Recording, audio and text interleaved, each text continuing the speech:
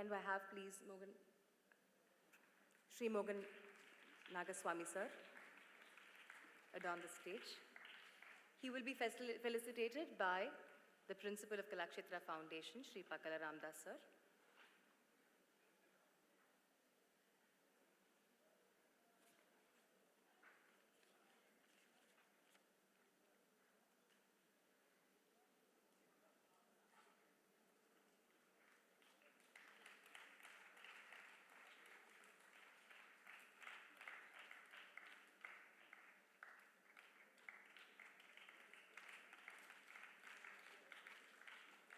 Thank you so much, sir.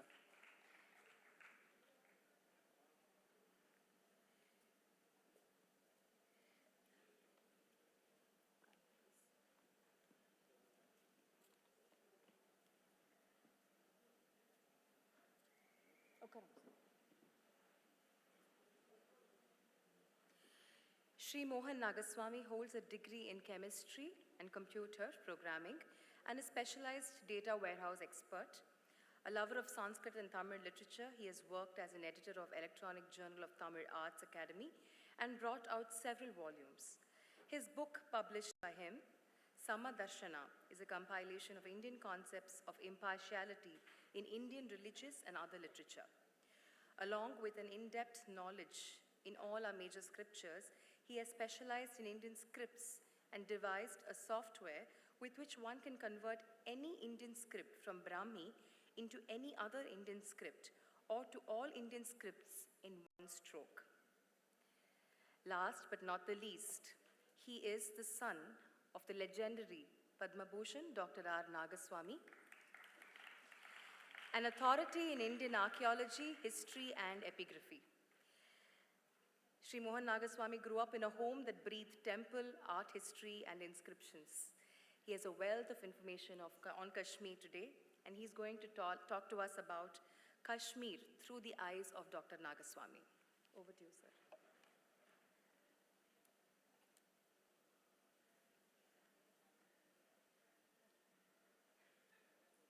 Namaste.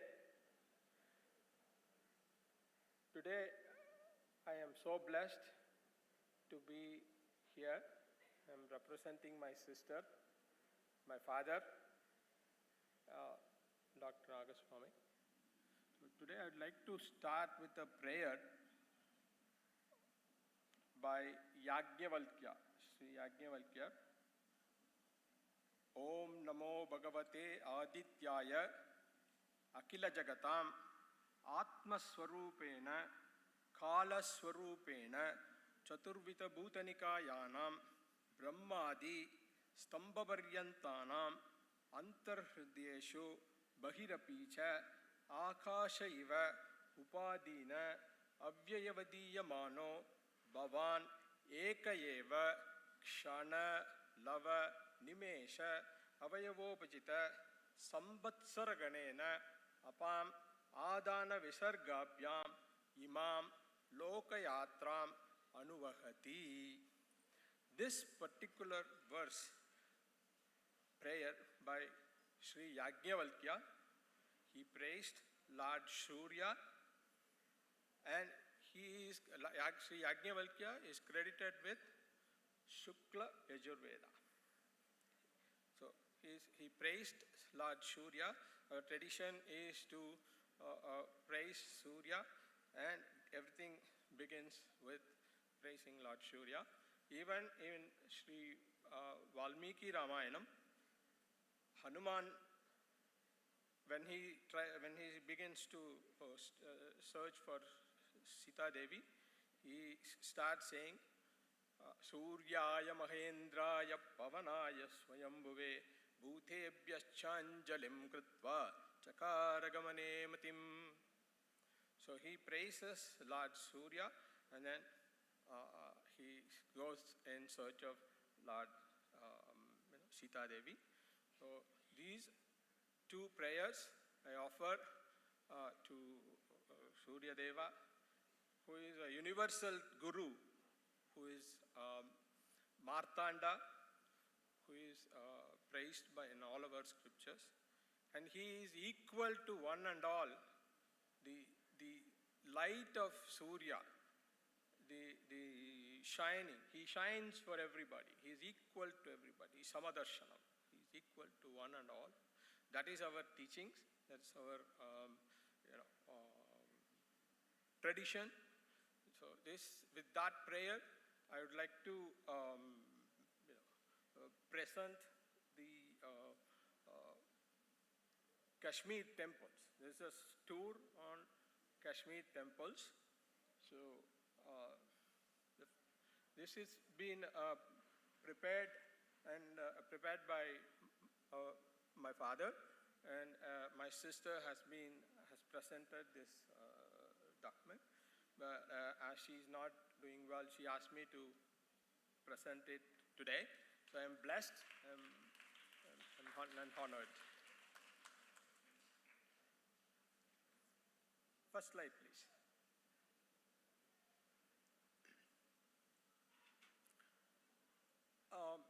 The sloka, the previous one. Yes. Okay. This Saraswati. This is a prayer to Saraswati Devi. Saraswati Devi, Kashmiri Puravasini. I pray to Saraswati Devi to give me the knowledge. That's the prayer. Namaste Saraswati Devi, Kashmira Puravasini. Tvamaham prartaye nityam vidyadanam cha dehime. So we pray to Goddess Saraswati to give us knowledge. So, and this prayer is being recited by all Kashmiri Pandits and people of Kashmir as a daily prayer.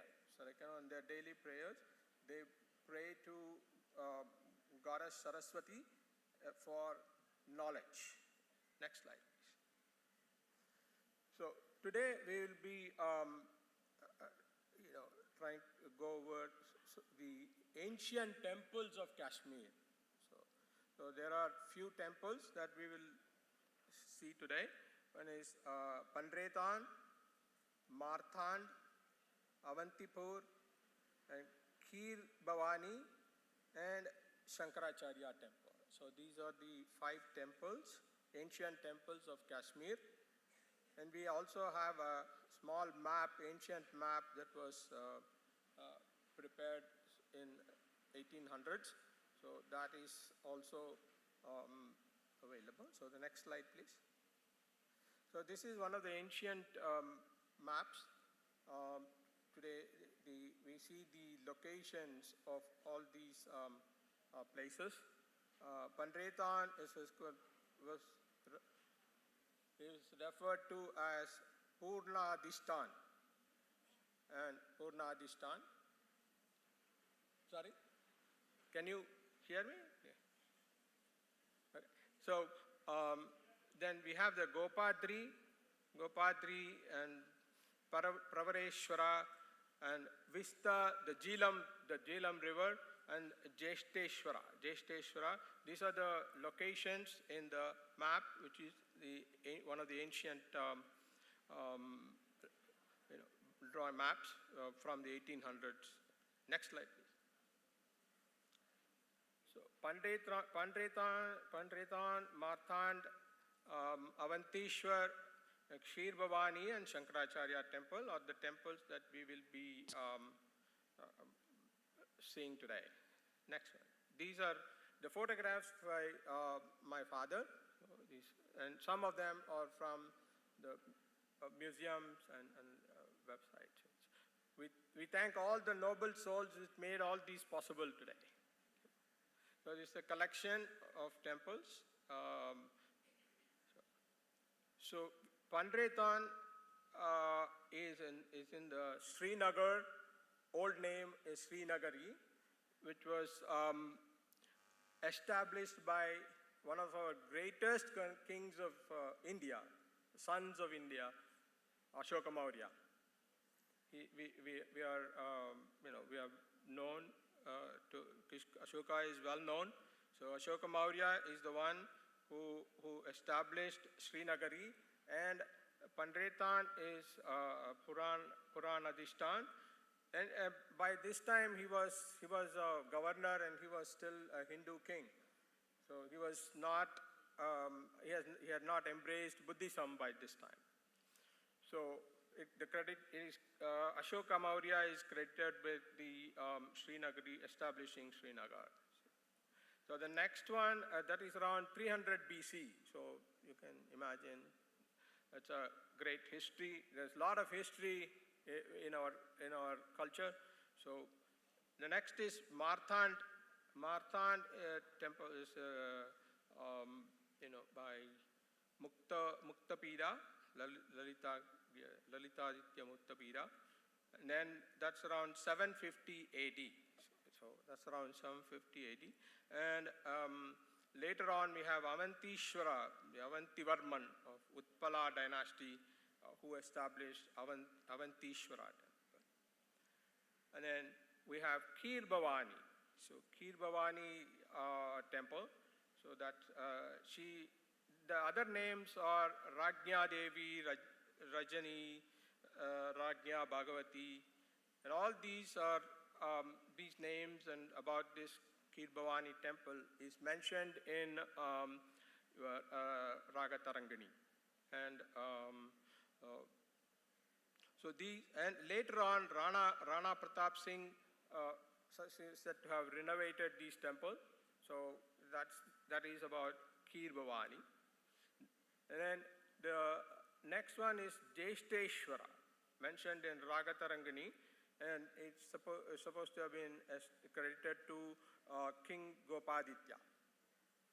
So that is today is referred as Shankaracharya Hill, and after it is mentioned that Adi Shankaracharya Swami visited this place, and from then on it is referred to as Shankaracharya Hill.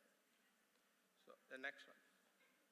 Pandretan temple is around 5 kilometers from Srinagar, and it is the ancient Srinagari established by Ashoka Maurya, 3rd century BC. And of course, as I mentioned earlier, so he was a Hindu king,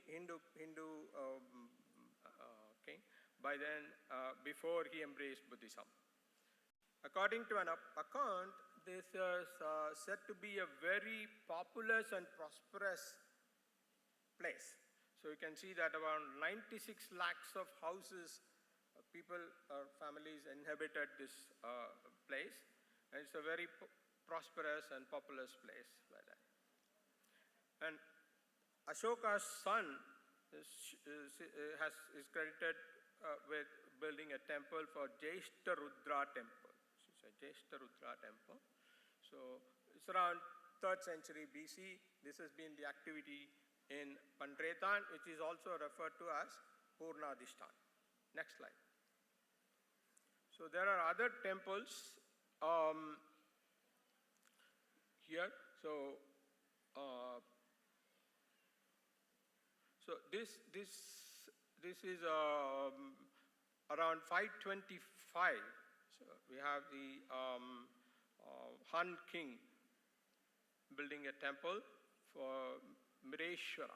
And then 556, later building, there is King Parveshwara I. So he built a Shiva temple with a circular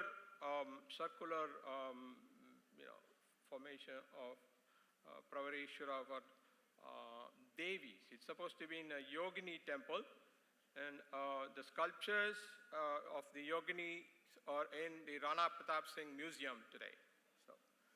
So there are a lot of activities, and his 575 Parveshwara II, he also built more temples with in the modern Srinagar. So the photograph that you see is a model. So previous slide. Yeah, this is a photograph just represents is a model of the other temple because the Pandratan temple is in ruins. So this is a Chatusyogi temple from Madhya Pradesh. So Srinagar has always been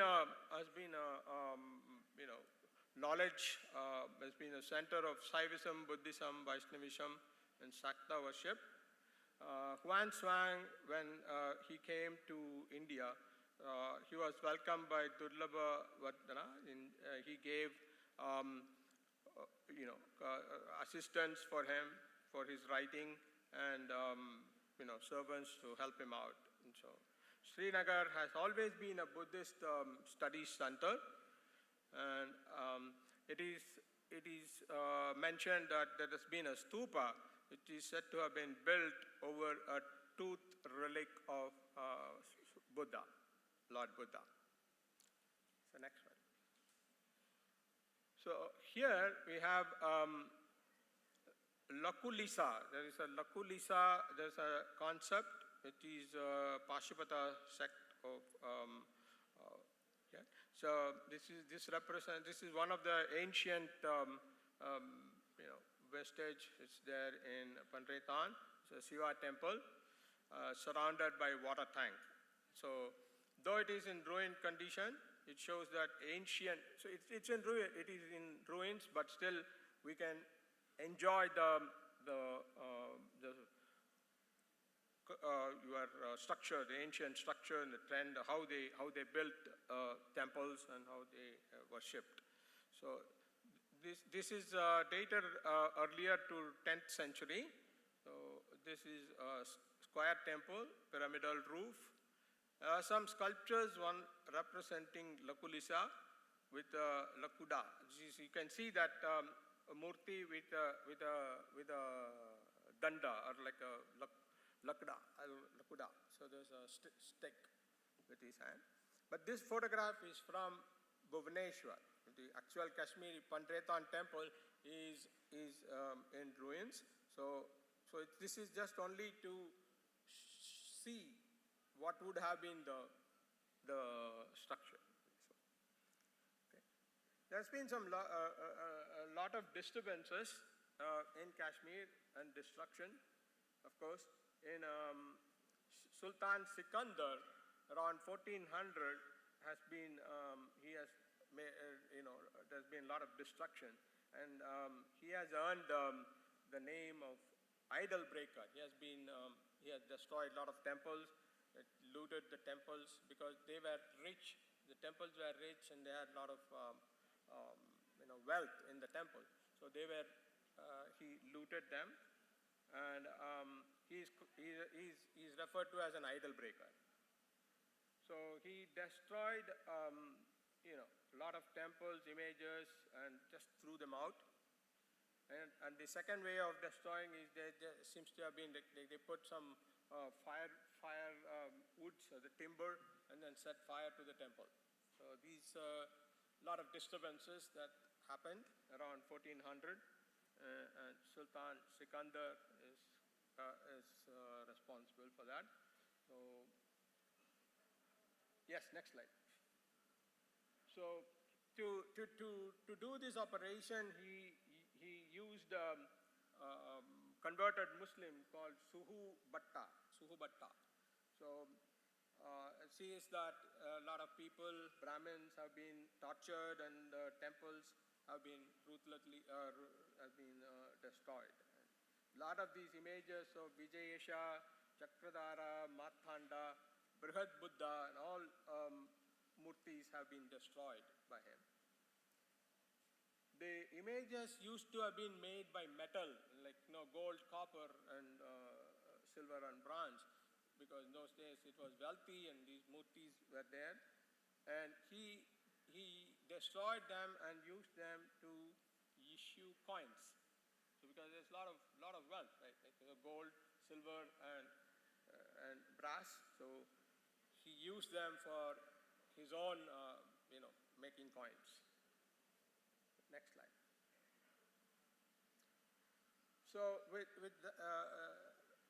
with that, we move on to the next temple, which is Martanda temple. It is in the Anantnag district, near the modern village called Matan. It's a Prakrit name for Marthand. So, see, here I would like to mention one thing, that Sanskrit is literary language, like Sanskrit. It's a Sanskrit. And Prakrit is spoken language. Right? So there are two granthas or three granthas that Indian culture, which is very valuable to us. One is, of course, Bhagavad Gita. Bhagavad Gita, Sri Krishna's teachings, which is in Sanskrit. Then the next is Dhammapada, which is teachings of Lord Buddha. That grantha is in Prakrit, spoken language. Prakrit is Sanskrit, in spoken language for common people to understand. So Prakrit. And then the next one is Tirukkural, which is Tamil. So we have these three granthas, Mukhya granthas. Bhagavad Gita, which is essence of all Vedas and Vedantas. Sarva Vedanta Saram is Bhagavad Gita. That is in Sanskrit. Then Dhammapada, which is Buddha's teachings, Lord Buddha's teaching, which is in Prakrit. And Tirukkural, again, the same teachings in Tamil language. So, as an Indian, as a proud Indian, it will be, we get to know these three granthas, which has all the teachings as sons of Indian culture, as sons of Indian teachings. So here, you can see that how Matan has become, Marthand has become Matan. So here, that's what I wanted to say, like Prakrit, how the spoken language. So here, this Marthand temple was built by, is credited with Lalitaditya Muktapida around 750 AD. So here, that Murti Swami is called as Tamra Swami because Surya, the idol was made of copper, and so it's called Tamra Swami. And so this is Marthanda. That's why I started off today's session with praising Marthanda, Lord Surya. So this is a Marthand temple for Surya. As you can see that the structure, if you look at the structure, though it is in ruins, it's such a beautiful construction. You could see how it would have been if we could see this in full. It's a passion. It's a really a beautiful temple. I mean, construction where the idols, murtis have been placed. A lot of sculptures would have been there or there which have been mutilated, which is really a sad situation. But you can see and enjoy this wonder. And another king called Kalasa around 1075 mutilated the Tamra Swami temple. But in the beginning, he was, he took to destroying this temple. But it is recorded that toward the end of his life, he realized his mistake, and he is said to have given a golden murti to the temple. So it's a golden image of Marthanda to this temple. So that is history associated with Marthanda temple, King Kalasa. Next one. Another legendary or information that is available for us is around 1150. There was a battle in the times of Jaisimha. And it said that one of his commanders, Sanjay Pala, who fell down in the battlefield, and his son took him inside the prakara of this temple.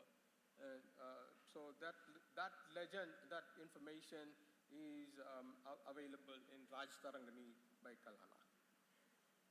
And again, around 1400, we have a lot of these disturbances. A lot of temples have been destroyed by Sultan Sikandar. So that is history. And apparently, there have been other kings, like Sultan Zianul Abdin was tolerant, and he was benevolent to all these religions. But by the time, these temples had been ruined, a lot of disturbance, and has been destroyed. Next slide, please. So, man-made destruction and also nature gave some disturbances. But here, nature was kind. Even though there was an earthquake around 1500s, luckily, nature was kind, and Marthand and the temples, they stood still. They were not affected by this earthquake. So, which is Mother Earth was kind to. Akbar, another, well-known king, has visited this place, Marthand, and supposed to have performed Godana here in this temple. So that is around 1575. There have been a lot of references and a lot of history and importance associated with Marthand.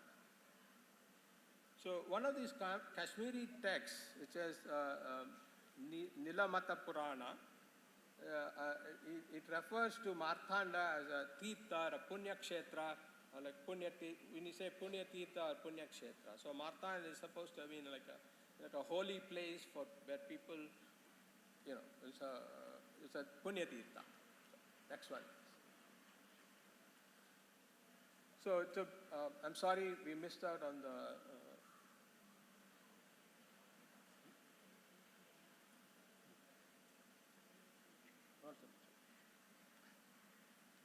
So you can see that this is the picture is not there, but it's the inner platform should have been like kostas, 37 kostas, sculptures, Shiva, Vishnu, Brahma, Parvati, Ganga, Yamuna, and Dwarapalas are there.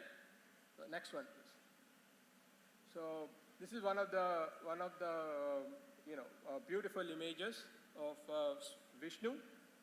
We have Varaha as one face, and Narasimha, and Vasudeva, and the fourth one is supposed to be Kapila. One of the beautiful sculptures. So next one, please.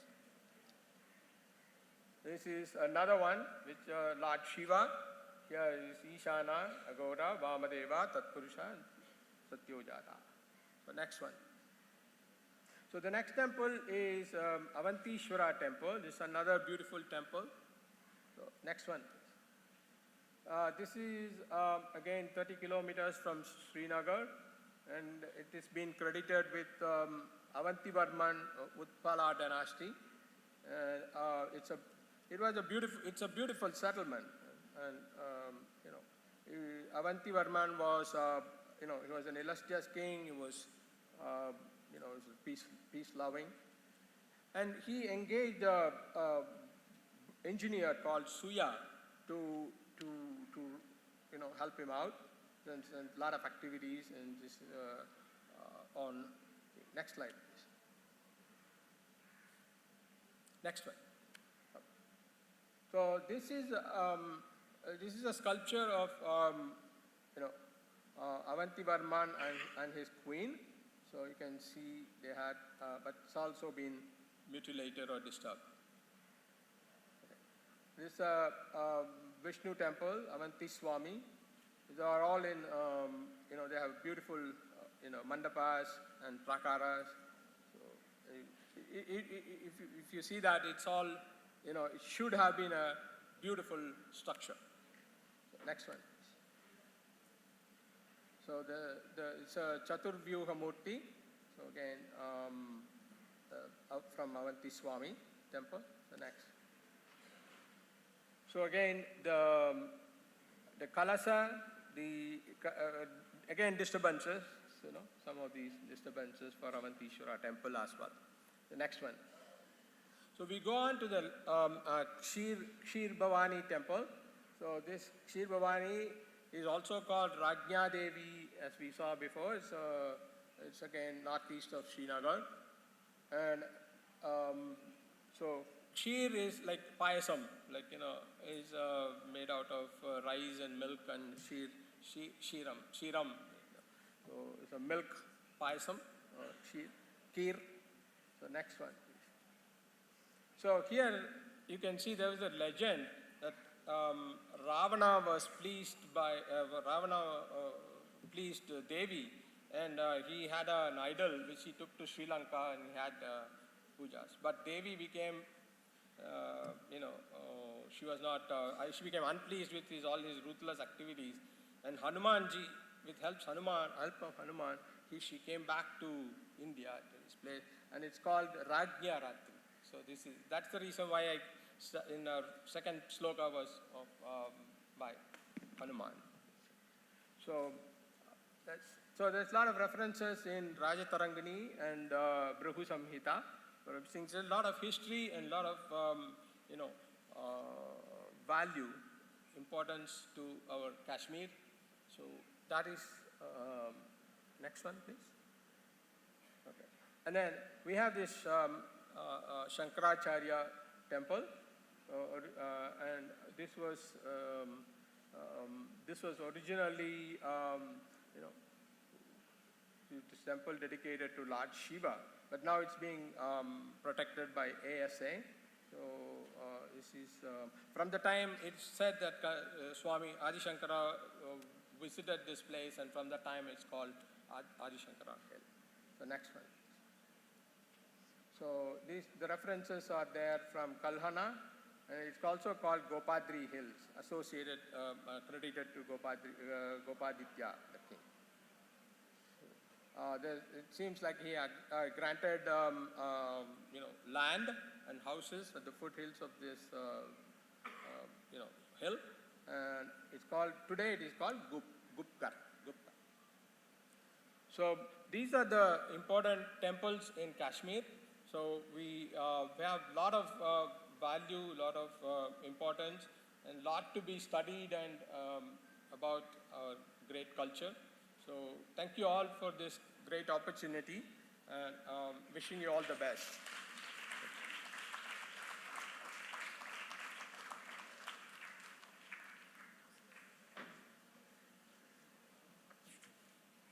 Thank you so very much, Sri Mohan Nagaswamy.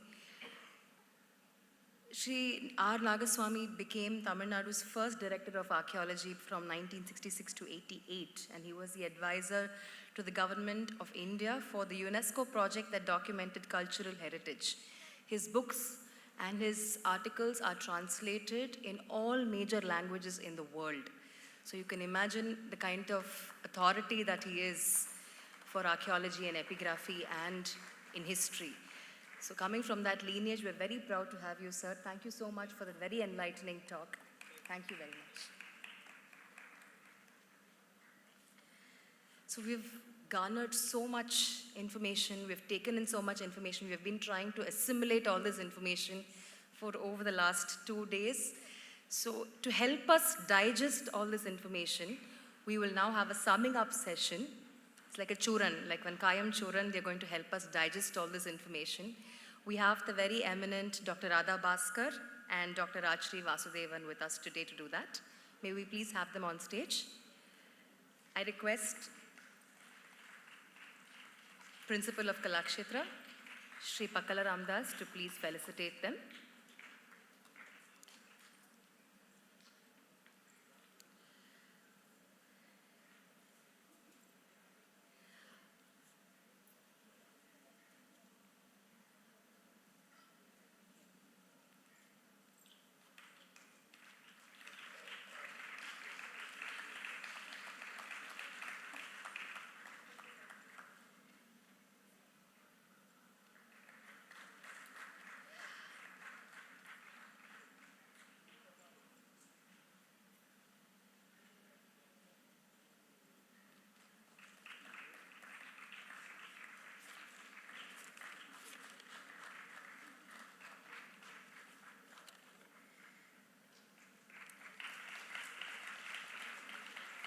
This session will be observed by the very eminent Dr. Sujata Mohan, dancer, choreographer, teacher, researcher for over the last 40 decades. She's a senior-most disciple of Padma Bhushan, Dr. Padma Subramaniam. We have her with us today to observe the summing up session. May we have Sri Pakala Ramdas sir again to felicitate Dr. Sujata Mohan, please. Dr. Sujata Mohan, please.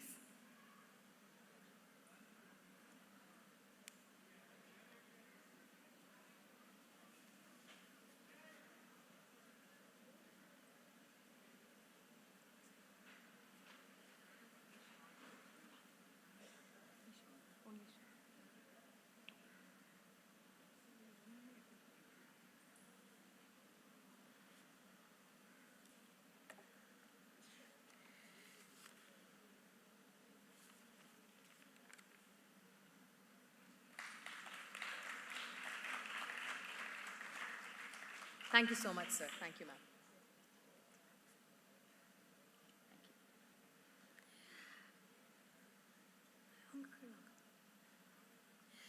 Dr. Radha Bhaskar is a one-of-a-kind, very unique combination of a vocalist, musician, musicologist, teacher, journalist, and cultural organizer, all put in one bundle.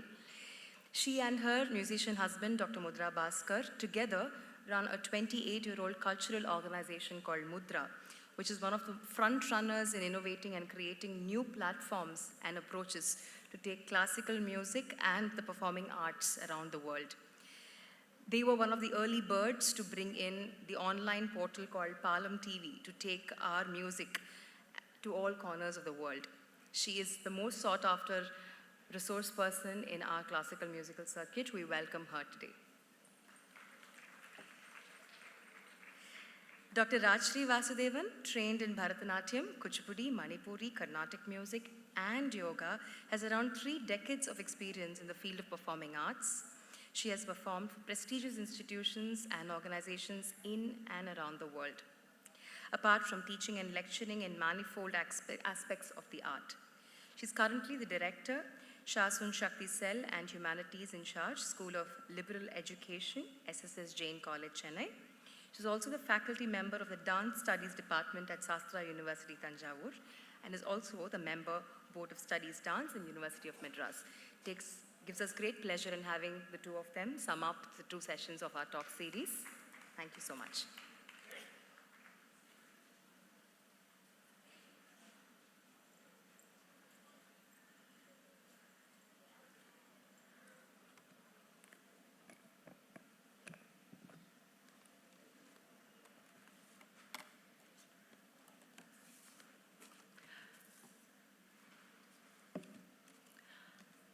A very good afternoon and namaskar to all of you. Madhuvanti said that Dr. Rajshri and myself are here to summarize and put everything in a nutshell. But let me very honestly share that the whole 2 days talk has been really very overwhelming in terms of digestion, leave alone next the question of assimilation. So I am here just to put across briefly the entire proceedings in a very short, or rather in a nutshell, I would say. And between me and Rajshri, we thought we will divide it in the sense that she is more into this subject.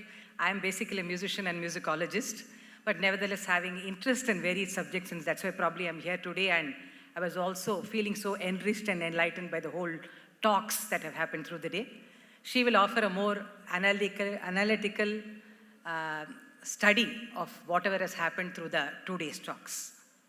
I'm very happy to participate in the talk series of Vitasta, the ever-flowing legacy of Kashmir, organized by the Ministry of Culture as part of their Azadi Ka Mahotsav.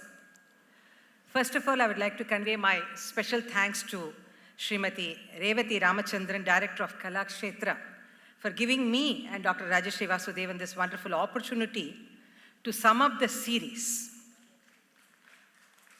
Yes, a big round of applause, definitely, for curating this festival in such a grand manner. In fact, beyond these talks, I would like to share that right from the entrance, that sense, the feel, the smell of Kashmir could be felt in the entire, that surrounding the whole campus. I could feel that, and that is specifically something I wanted to share before even going into the talk, in the sense that everybody could feel the spirit of Kashmir all through in every nook and corner of Kalakshetra. So rather I would say that Kalakshetra got transformed into Kashmir for some few days for us to enjoy. And I would also like to say that the sessions on both days were truly enriching and enlightening, and threw light on many aspects of the culture, religion, and philosophy of Kashmir through the ages. Of course, in the morning, it was like icing on the cake to see the tweet by our Honorable Prime Minister, Shri Narendra Modi ji, that where he had mentioned, we also saw on the PowerPoint, it was mentioned here that Kashmir ki samriddha virasat, vividhata और विशिष्टता का अनुभव कराती एक अद्भुत पहल. He had made a tweet, and that was really very, very gratifying to note that he had taken of the wonderful way in which this festival is being organized here. The keynote address by Dr. Bharat Gupta, executive member of IGNCA, gave us a panoramic view of what was to come. And of course, the main highlight he made was the contribution of Sri Abhinava Gupta. And just a few quotes from him which struck my mind. Wherever the Almighty has produced rivers, there is culture and civilization. And for this, he gave a classic example and quote of Kashmir to show how the river and the place has got a very strong connection. He also brought in a beautiful portrait of Nadaveena and how Abhinava Gupta had it, and he also gave us a beautiful explanation of how the transformation happened from the Nadaveena to the present Veena, the changes which have occurred in the structure itself. And of course, he made a beautiful point about Abhinava Gupta was recognized by all as an avatar of Dakshinamurti or Shiva incarnated in Kashmir, Sakshat Shiva Swarup. And of course, being a musician, the last and final statement he made in his speech really seems to be embedded in my mind. But of course, it is not just about music, but about the point he wanted to share about how to use diversity, where he made a mention that we do have many swaras in music, be it Carnatic or Hindustani. But swaras by itself cannot be enjoyable. It is the relationship with swaras to become ranjaka. That is what he meant, was that swaras have to join together to become a raga. And then only when they come together in a relationship, there is diversity, there is individuality, but all that is coming together to create a relationship in a single raga, and that is unity. I think this was a very beautiful, simple example for anybody to relate to in terms of understanding the concept of unity and diversity. This is unity and diversity, and unless you believe in this relationship, what is the use of diversity? That was the question he put to us. And he also concluded by saying how Purvacharyas like Sri Abhinav Gupta are models who have shown us how to come together amidst diversity. Of course, the first session started off on I would say, I don't know if it was very coincidental, but it was a very auspicious one, because as the speaker himself said, the speaker Sri Giridhar Mamidi, he said that he was taking us on a Tirtha Yatra. And he literally did that because of the fact that he took us through a PowerPoint presentation through all the nook and corner of Kashmir, and big temples, small temples, the rivers, and the significance of all these temples and what they stood for in terms of a religion and spiritualism were all very beautifully portrayed by him. And geographical view followed by intricate details. For example, just a few I could mention: Chakreshwari Mata Mandir, Hanuman Mandir, Tomb of Jesus, then Khur Bhavani Mandir, Bhadrakali Mandir, and like this, it was actually a very, very beautiful journey that he took us through the various temples of Kashmir. And of course, finally, he made a statement which all of us should take care of, that he said, the more you go to Kashmir and its temple, the more we can claim it. This was a very important point he made. And of course, on a lighter vein, he added that there is no point in just sitting in your chair and WhatsApping and Googling about Kashmir. it is more important for us to personally visit the place so as to get a feel of it, to get an experience of what the greatness of the place is about. So that was a wonderful session. The second one was on Kashmir and Buddhism by Dr. C.K. Garyali ji. Another very enlightening session which made a connection between Kashmir and Buddhism in very ancient times, that is from very ancient times. And she also showed how King Ashoka invited several scholars from Kashmir to Pataliputra to attend the third Buddhist council in 247 BC. And through her paper, she brought out in various ways the strong connection that Kashmir and Buddhism has. And Kashmir takes a leading part in the transmission of Buddhist thoughts and tradition directly to China and Tibet. And this also point she brought out very well, where she said that the number of Buddhist scholars who went to China from Kashmir is larger than those who went from the rest of India. So that is a very important point. And overall, she brought out the complete connection with Kashmir has got with Buddhism. The contribution of Buddhist scholars was also very well brought out, and of course the very interesting point about how Jesus visited Kashmir, that was also another thing that she brought into the point actually. The next session was by Professor Rajneesh Mishra on the agamic assumptions of Abhinavagupta's poetic and aesthetics. And this was of course a very intellectual session and required a lot of deep attention and assimilation, I would say, because of the fact that he delved into many, many terminologies which we use very loosely, but then there are so many deeper implications and so many deeper meanings and understandings to each of these words, like para, apara, dhvani, vyakarana, chidananda, and the concept of a, I, u that he made was very beautiful. Antara, Ichha, and Umesh, in the context of Abhinavagupta's approach to aesthetics. The explanation and insights on Kavya, Natya, the 5 types of cognition, and how Loka and Shastra have to come together seamlessly to create art were truly enriching.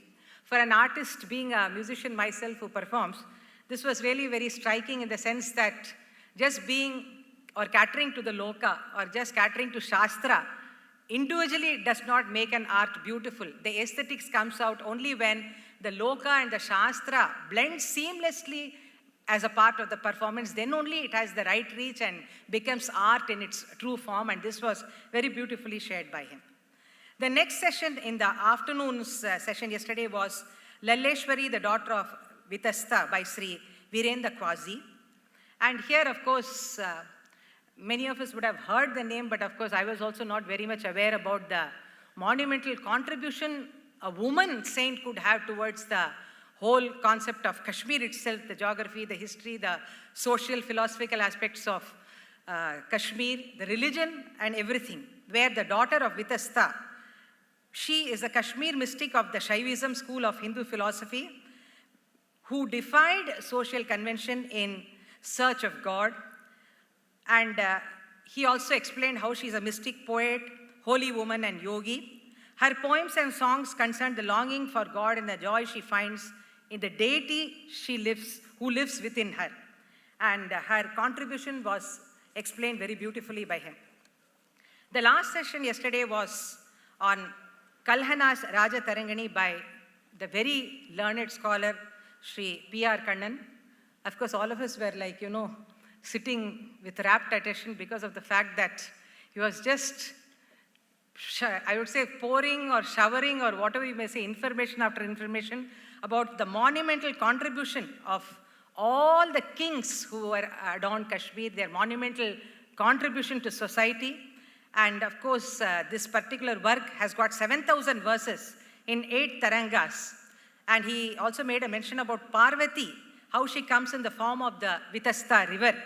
And the contribution of the entire line of kings was beautifully portrayed by him.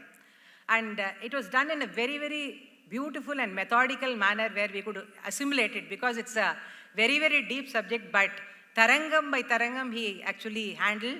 And in each tarangam, what are the kings that are mentioned, what is the contribution, what is the relationship with their society, with the people, everything was beautifully brought out by him.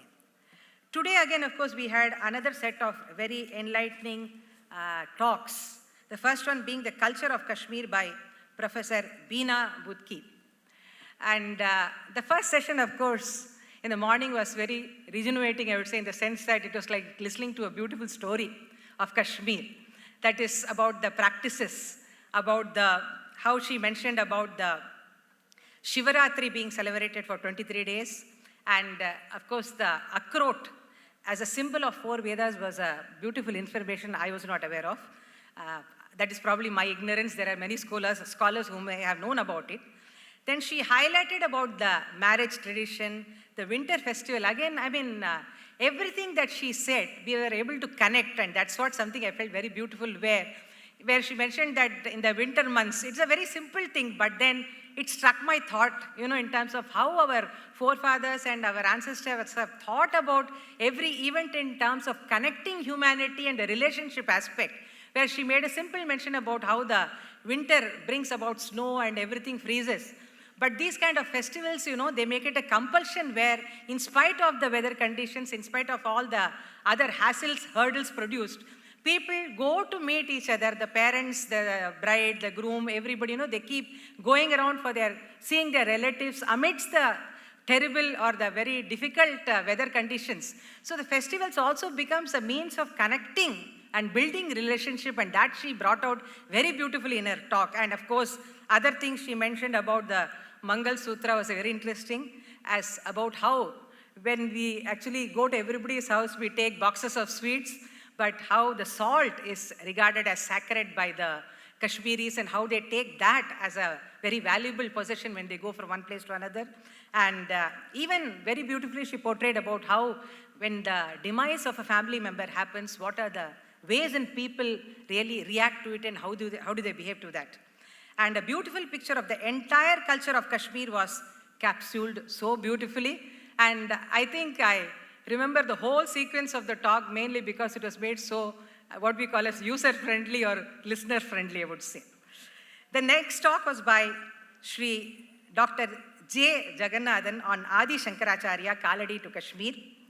And of course, the first statement that he made summed it up all, I would say, in terms of where he said, first Bharat Jodo Yatra, thousands of years back by Adi Shankaracharya was already done. I think that sums up all that in the 32 years, a very limited span of life that he had.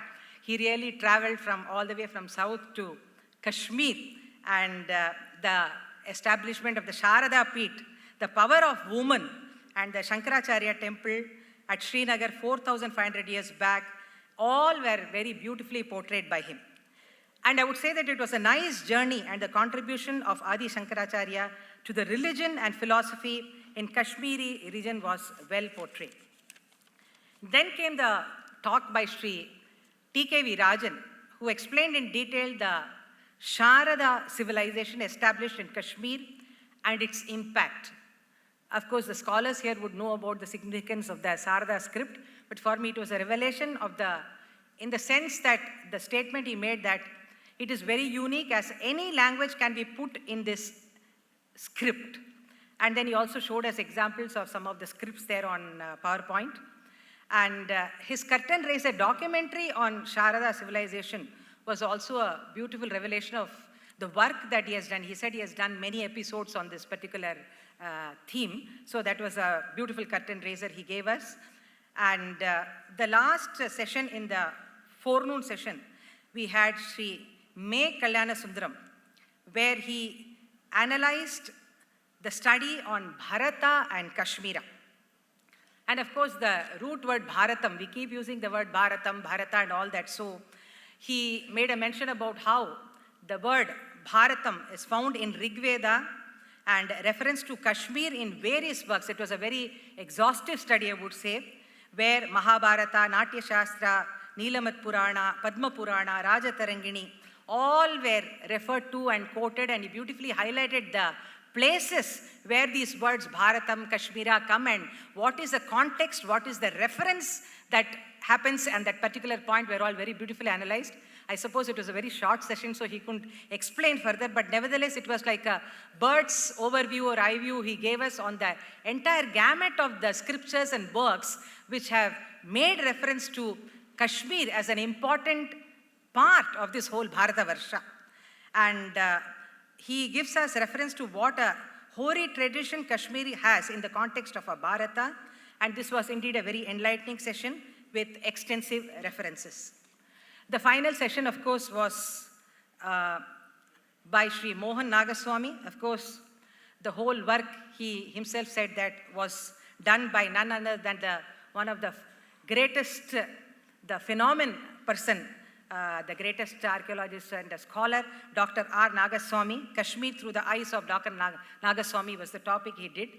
And through his PowerPoint presentation, he beautifully portrayed how the different temples, again, I think this was a second Tirtha Yatra for us.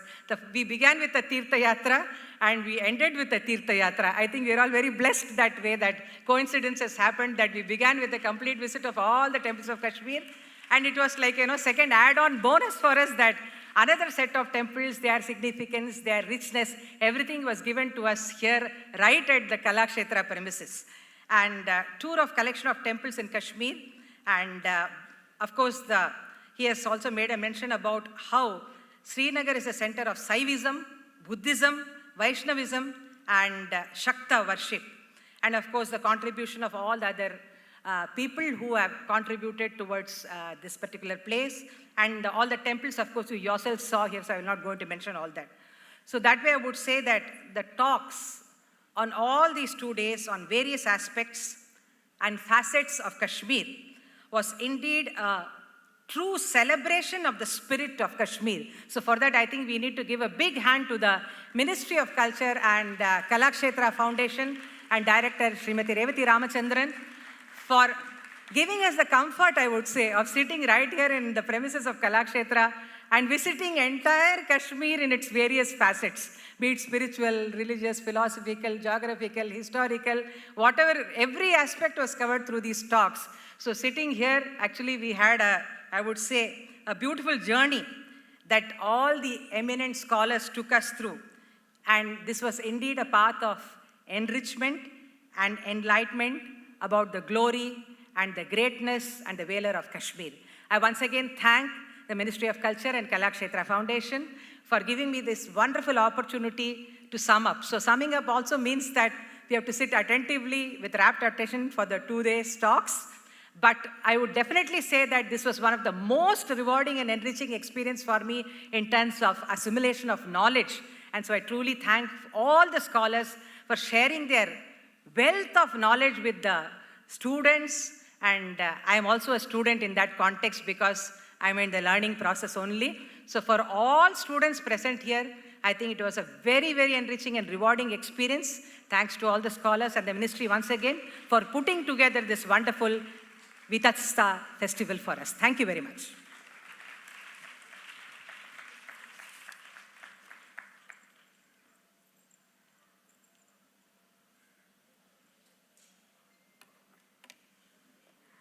Shri Gurubhyo Namaha.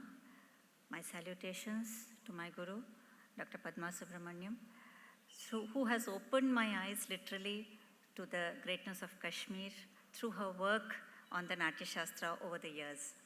As Dr. Radha mentioned, I think she's covered everything. You haven't left much for me to say, so thank you so much for that. But as she said, we are truly grateful to the Ministry of Culture, to Kalakshetra Foundation, particularly to Srimati Revathi Ramachandran, for bringing the coolness of Kashmir in hot Chennai. I think that's a big blessing. We've never had a winter as such. It's always summer, more summer, and worse summer in Chennai, and we should thank you for that. As she said, the entire campus literally looks like a mini Kashmir, and it's a great gratification of the change of our times. Because I remember when I went to Kashmir some 10 years ago for a conference on Bhakti in Vaishno Devi Temple, we were greeted with a bomb blast. And there was curfew after that, and the conference took place under very dire circumstances. It was a wonderful experience, of course. And then with the help of the army personnel, we were able to go to the different places and visit at least those parts of Kashmir which was available for us.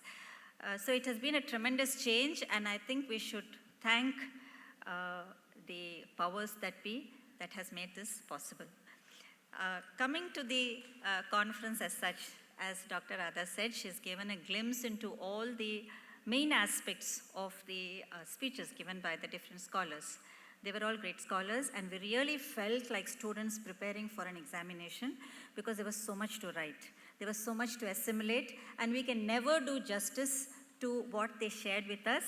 But what I'm going to share here is just those one or two takeaways that I felt was very important in each lecture because she's covered most of the facts. We began very significantly by the chairman of the Sahitya Natak Academy. Why I feel this is significant is because our entire tradition is based on the Vak, which is the base for the Sahitya itself. And so the body of knowledge which recognizes that the Vak or the word is the starting point of the tradition, that person, Dr. Srinivasa Rao, gave us a very erudite lecture about why the study of Kashmir is important for us. He rightly said that Kashmir stands for the multiculturalism, which is literally mini Bharat, and she is also truly our crowning glory. Then we had, of course, Professor Bharat Gupta. I've heard him for past 20-25 years, and he has straddled the two worlds of Indian aesthetics and Greek aesthetics, and he is the right and apt authority to compare, contrast, and comment. And he very rightly started off with this pen portrait of Madhuraj Yoginji. Why this becomes important is because I did my research on the Abhinava Bharati, which is a very seminal work, the commentary of Abhinava Gupta on the Natya Shastra. And over 20 years, I met many members of the Kashmiri Pandit fraternity.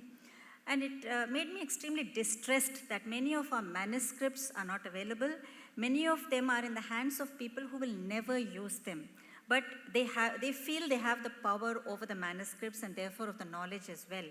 But now I feel that all things have turned for the better because not only each one of us, but the Kashmiri Pandits themselves have been able to reach out to us and tell us what they have gone through and also share with us whatever remaining knowledge they have as their family heirlooms. And this is what made that pen portrait of Madhuraja Yogin so significant. Because in this entire drama of life, we have gone through a lot of tragedy, a lot of gore, a lot of distress in Kashmir. But when you look at that portrait, in the midst of that entire drama, he says it is a vineyard that he's sitting in. And there's so much of activity going on. There are people playing different instruments. There are dhutis carrying pots of wine. There are dancers who are performing. And he sits there in the midst, calm, composed, waiting for that moment when Kashmir will open itself to the world. I think that was a message that I could get from that pen portrait of Madhuraja Yogin. It makes us even more proud that he was someone from Tamil Nadu who went to Kashmir and described Abhinava as the Dakshina Murti. So that was a very significant picture to start off with, to show in one shot two things. One, the relationship between Tamil Nadu and Kashmir, right? And the other, that is what we have to strive for. There is no point in fighting any longer amongst ourselves. Let us be like Abhinava, calm and composed, and carry on with what we have to do to make Kashmir again the shining jewel that she has always been. He showed the two different approaches of Vyasa and Samasa, and how the latter is necessary today to overcome the schizophrenia that has been imposed by the West. A very, very significant word. He also called out wokeism. Thank you so much, sir, for that, despite the very obvious repercussions of unpopularity. Going on then to this concept of yatra, which he mentioned, all the temples. I wouldn't go into it again. But being a yatri is not very easy if you really want to be a true seeker, because you have to have open-mindedness, you have to have physical and intellectual stamina. Above all, we need to have humility. Humility to accept that there is a greater power over all of us. That power is protecting us. The power will take the real seeker forward. And the power knows what our agenda is.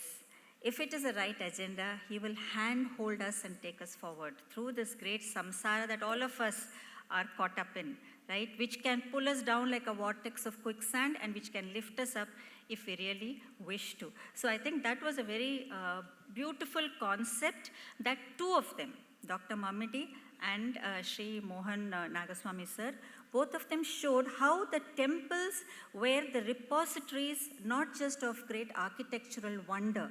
It is true that most of our vimanas were made up of gold and silver, and that is what probably attracted the people also to come and ravage them. They were made with the important purpose of guiding the devotee. We didn't have all these facilities of road and air transport where you just go and land outside the temple. The yatri in those days used to go by walk through very difficult, dangerous terrains. And it was the sight of that gold vimana, that gopura, which gave him that sustenance. Yes, that temple is not too far off. The Lord is there waiting for me, to receive me. So that which was supposed to attract the devotee, unfortunately, particularly in Kashmir, devoted the marauders as well. And so now it is, I think, time for us to pull in our resources and contribute in whatever way we can to rebuild those temples. It's very heartening to know, since I have been in touch with many members of the Raina family due to my research on Abhinav Gupta, very heartening to know that there are a lot of local population Muslims who are coming forward and willing to contribute and bring back the glory of these temples. I think that was one more takeaway from the talks that were given yesterday and today. Of course, Dr. Mamidi touched upon an entire huge list of temples. He also mentioned to us that he is willing to take us on a pilgrimage if any of us are ready to come as a group, and I think it's an open offer, an open invitation that we should all take. He also cleared the doubt about the different Kheer Bhavani temples. I think there was some confusion about where it was exactly, also about the Martan temple, and I think she has mentioned all that in her summing up. Very significantly, I found that there was the stress on etymology, which was there in many of the talks, particularly in Meg Kalyan Sundaram's talk, where he mentioned that we have to go to the root. In fact, etymology is one of the most important aspects of research in the ancient Indian tradition. You go to the root of the word and you find out that that root can lead to many different meanings. There was also a question regarding that, I think with reference to Varsha, that one particular root can lead to different meanings. So it is important not just to reach the text, but also the context. And that is something has been a great learning in the two-day conference. The emphasis of going back to the original aspects of research, which has been very much part of our tradition. In fact, I would say a person like Abhinav Gupta is the ideal researcher. He tells us, he shows us all the tools for research. Like, for example, mentioning the scholars before him in his Purva Paksha. He gives all the different theories with fidelity to that theory. See, we have this tendency, when we are talking about somebody's theory, we tweak it in a way that suits us. The great scholars never do that. They present the theory of an opponent in the way the opponent would like it to be presented. Then they put forward their theory in a manner which effectively refutes the earlier one without any damage done on either side. I think that is the crux of the research in our tradition, and that was what was brought out by many of the papers which were presented yesterday and today. That is very significant learning for today's researchers. Then, of course, we had ma'am here, Karyali ma'am, and I was very happy that she showed how the Bauddha Darshana and the Shaiva Darshana coexisted. There is also a theorizing going on by some scholars, again who have an agenda of their own, to show that the Bauddha and Jaina Darshana, as also the Charavaka, was always at loggerheads with the Sanatana Dharma. And it was because Sanatana Dharma was very dominating and it had a lot of defects. These darshanas came about and there was constant friction between them. I'm extremely happy that she pointed out so beautifully how the Bauddha Darshana thrived in Kashmir along with the Shaiva Darshana. So thank you so much, ma'am, for that. A lot of detailing in that. Then, of course, we had Professor Rajneesh Kumar Mishra. And I won't go too much into the details since it is on a favorite philosopher. I may lose track of time also. But I just want to highlight that he mentioned that parampara, this is Professor Kapil Kapoor's quote, which he said, parampara is continuity with cumulativeness. And in that one phrase, he showed that it is up to us to contribute and continue the legacy. It's not just enough that we keep on talking about the great scholars who've done a lot of work. What are we doing about it? That's the question which was very subtly put across to us in the course of his speech. Then, of course, we had other topics which Dr. Radha has very effectively covered. But summing up the whole thing, I felt that the time to keep the fight or struggle on to prove that Kashmir is an integral part of Bharat is over. It's past. This is the time for assertion, gentle yet firm, spontaneous yet systematic, firing figuratively on all fronts, geographical, historical, scientific, artistic, cultural, philosophical, the works. The twilight zone has gone into a ghori night, and the dawn is breaking forth with the beauteous dance of ushas. In a sense, Vitasta is not just a body of water occupying space. It is a symbol of a civilizational continuum and an eternal cultural ethos. It invokes in all of us a sense of trust and peace. And coming to the end of it, I would say that it is important for all of us to remember that Bharat has always been one. We just have to keep it that way. Thank you so much.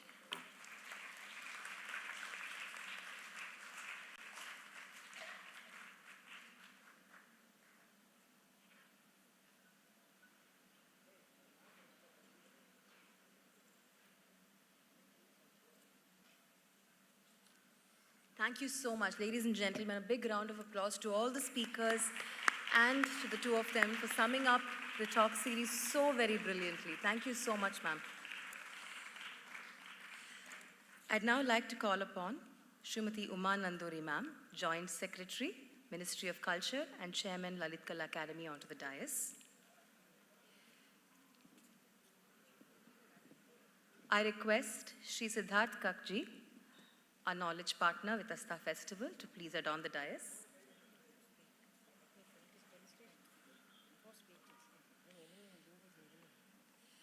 I request Shri Sanjeev Rana, Additional Secretary, Jammu and Kashmir Academy of Art, Culture and Languages, to please adorn the dais.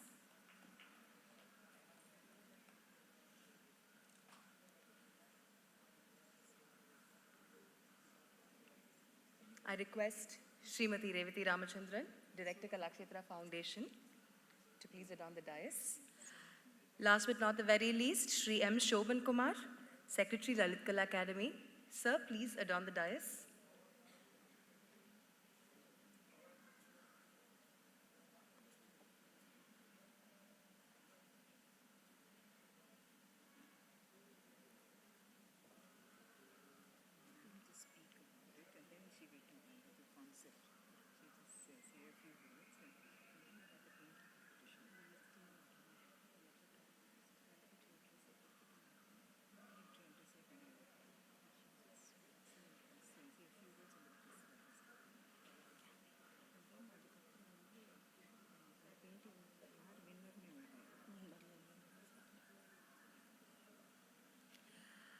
I request Srimati Uma Nanduri, ma'am, Joint Secretary, Ministry of Culture and Chairman, Lalit Kala Academy, to please say a few words on the Vitasta Festival.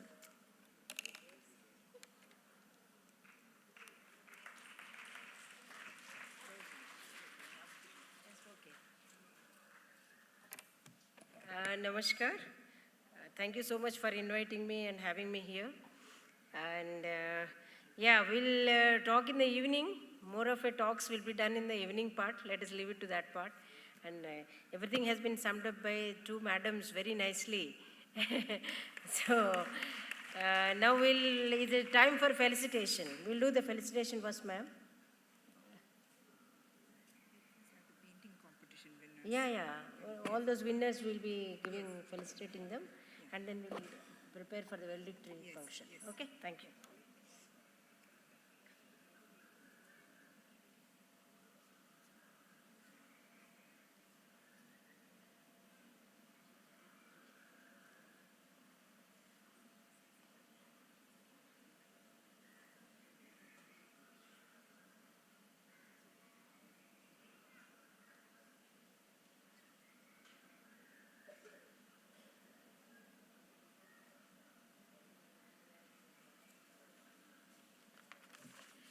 part of the Vitasta festival, we had a painting competition arranged for children between the ages of 9 and 14.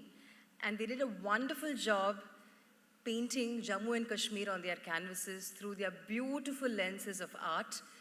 We have the winners of the competition here. I request Shri Siddharth Kakji, our knowledge partner with Vitasta Festival, to kindly give out the prizes for the children.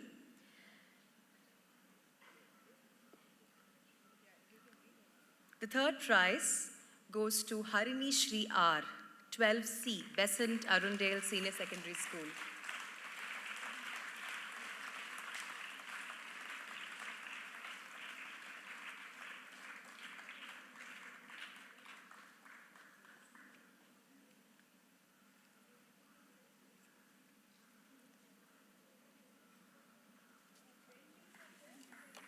Yes, you can view the paintings when you go outside.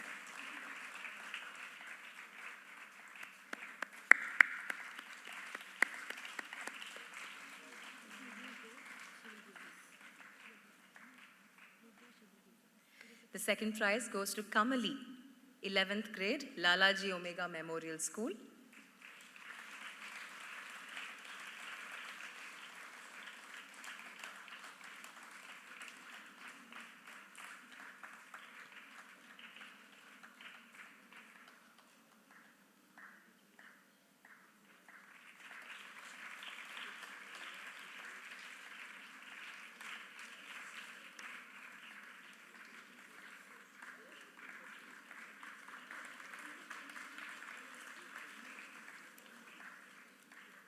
And the first place goes to Akita Leona, 8th grade, Sacred Heart Matriculation Higher Secondary School.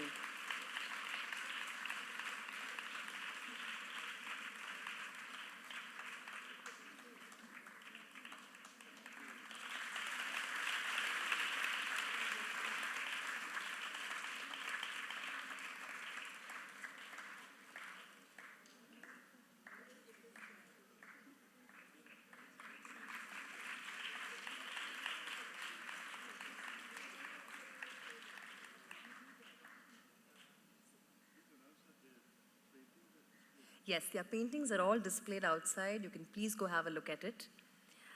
Just like in any other competition, we wanted to give out prizes for all the children. So we have a list of consolation prize winners. S. Dinesh, grade 9, Bharata Senior Secondary School. Please come onto the dais.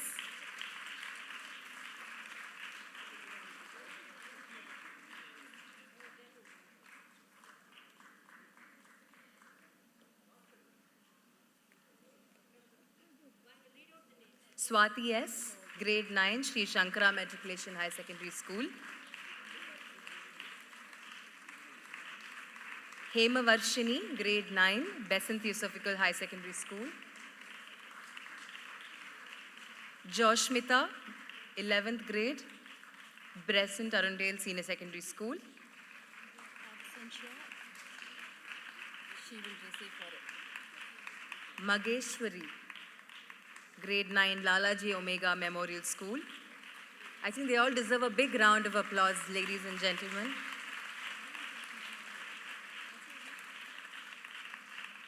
You are Mageshwari. Manasvi Krishnan, 12th grade, Besant Arundale Senior Secondary School. This is Mageshwari. Naveen Krishna, 9th grade, Kola Perumal Chetty Vaishnav School. He's not here to collect his prize. Yaduri S, Shraddha Children's Academy.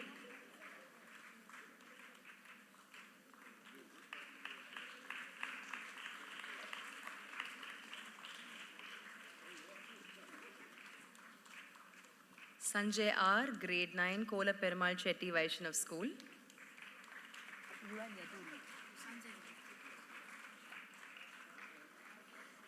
Sanjay R, grade 9, Kola Perumal Chetty Vaishnav School.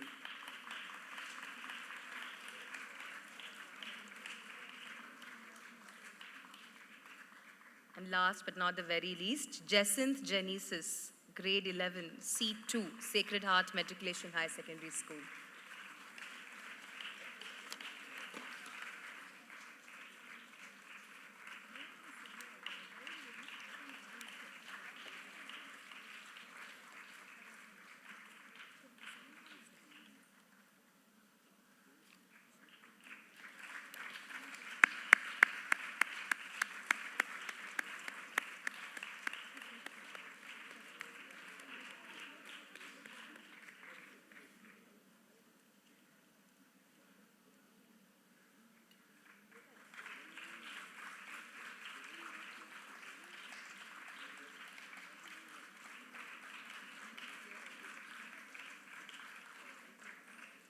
Congratulations, dear children. Thank you so much, Sri Siddharth Kakji.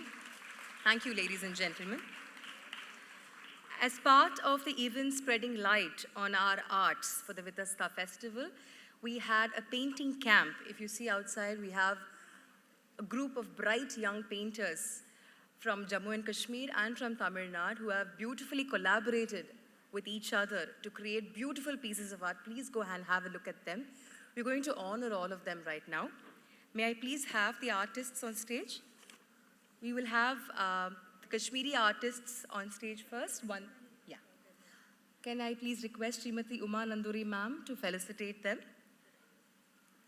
Shri Norhad Gayur sir.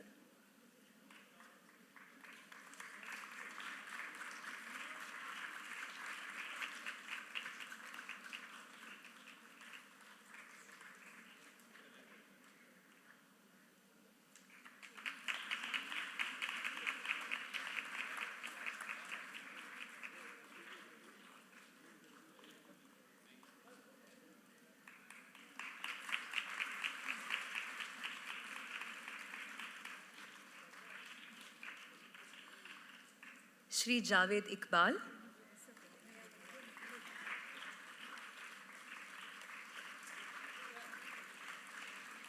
Shri Kamal Nain Bhan.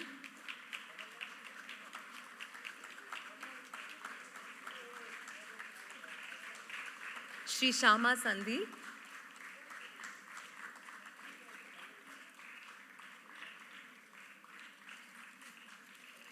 Shri Vijay Kaul.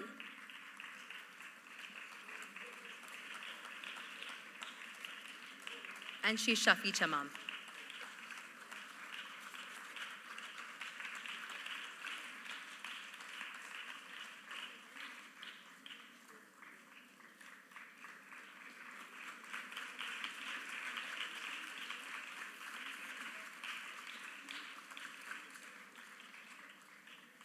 Thank you so much. Shri Vijay Kaul.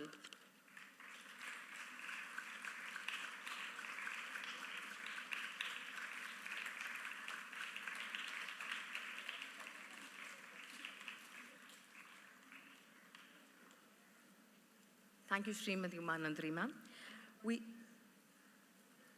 Shri Shafi Chamam.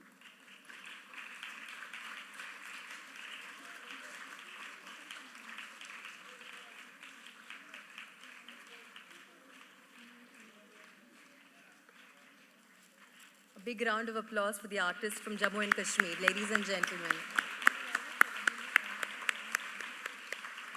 We'll now have Shri Sanjeev Rana sir, Additional Secretary, Jammu and Kashmir Academy of Art, Culture and Languages, honor the artists from Tamil Nadu and Pondicherry.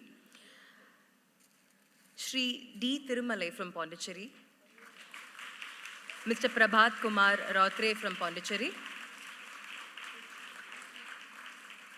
If you notice, the Jammu and Kashmir artists are being honored with Tamil Nadu shawls, and the Tamil Nadu artists are being honored with Jammu and Kashmir shawls.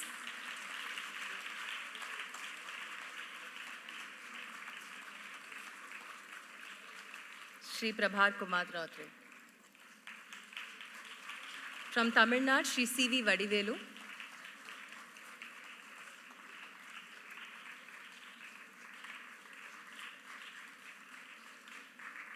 Srimati S. Sharada.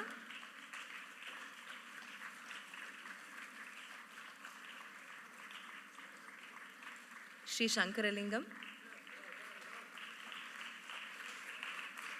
Srimati S. Sharada. Shri S. Arunagiri.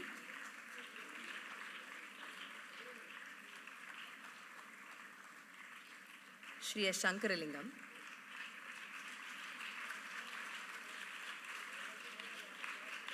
Srimati Lakshmi Krishnamurthy.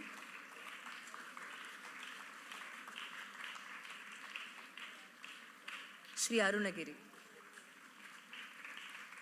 Shri S. Sundarrajan and Shri Ram Suresh. Srimati S. Lakshmi Krishnamurthy.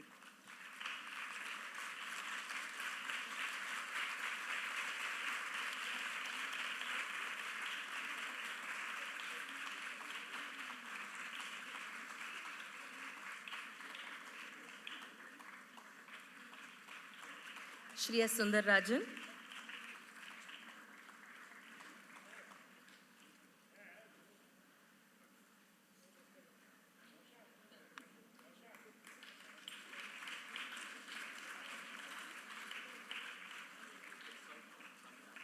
And the garland ends with Shri Ram Suresh.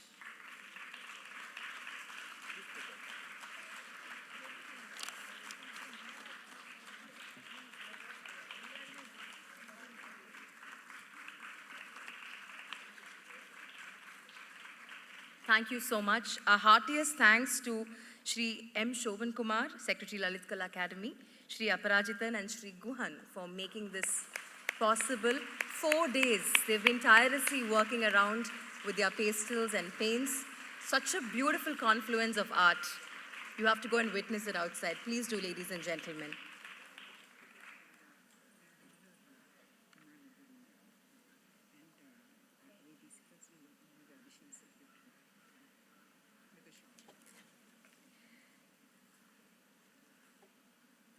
We will now honor Srimati Uma Nanduri Ma'am, Joint Secretary, Ministry of Culture and Chairman, Lalit Kala Academy.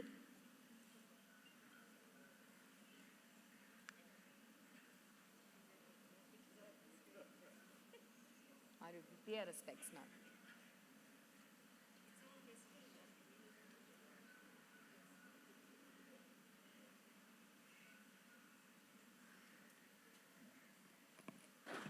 I want to honor Uma ma'am. She says it's our festival. That is very true. This has been a festival where Uma ma'am, Siddharth sir, of course, and Gauri, all of us have got together and done this festival. But Uma ma'am, as a joint secretary, academies, as well as of the Azadi Ka Amrit Mahotsav, was responsible for bringing this festival, Vitasta festival, to Chennai, to Tamil Nadu. You know, I just have this thing which I have to say. They say that the Vitasta river is the form of Uma Devi. That's what the Puranas say. And for us, that Vitasta has been really Uma who has given us that Vitasta to Tamil Nadu and Kalakshetra. So I want to honor her on that account.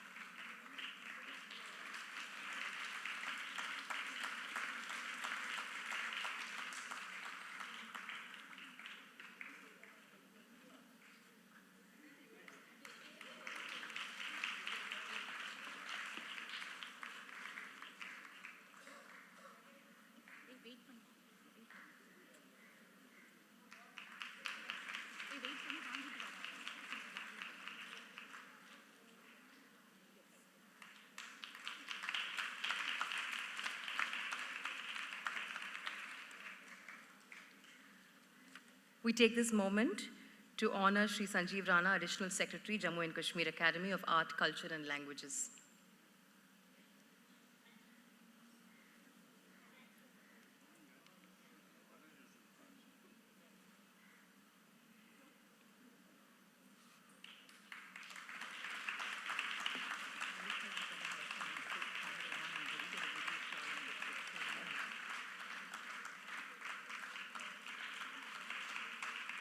Lalit Kala Academy will now honor Ms. Uma Nanduri, Chairman, Lalit Kala Academy. This is on behalf of Mr. M. Shoban Kumar, who is the Secretary of Lalit Kala Academy. I'm told, ma'am.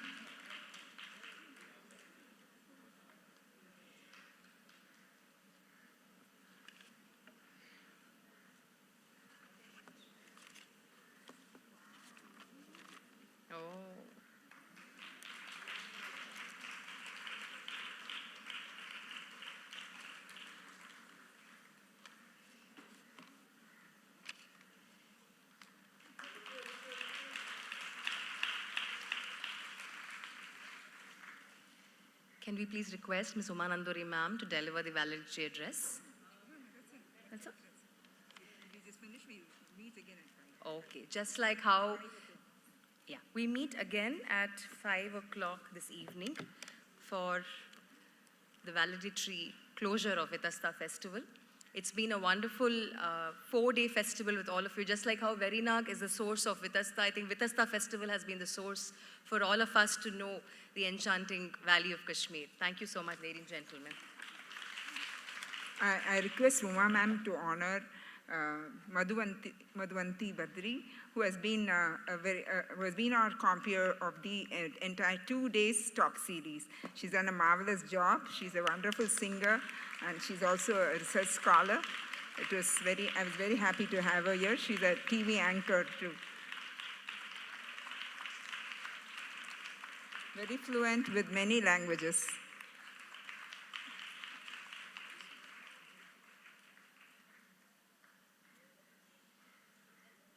Thank you, ladies and gentlemen. We'll meet you at 5 o'clock outside. Thank you.